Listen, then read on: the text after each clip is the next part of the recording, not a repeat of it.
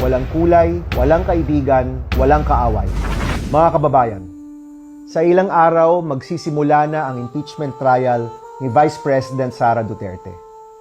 Nung binuo po ang ating saligang batas, hindi ginawang madali ang proseso ng impeachment. Kailangan tong dumaan sa Kamara at kailangan ng 2/3 vote ng mga senator judge.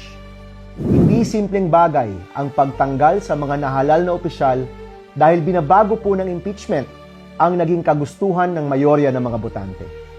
Mabigat rin po ang mga paratang sa impeachment: graft and corruption, betrayal of public trust, bribery, and high crimes.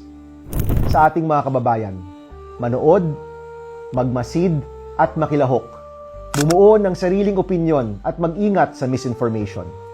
At sa panig naman po namin sa unang linggo, magpa-file po tayo ng motion to release all presented evidence to the public.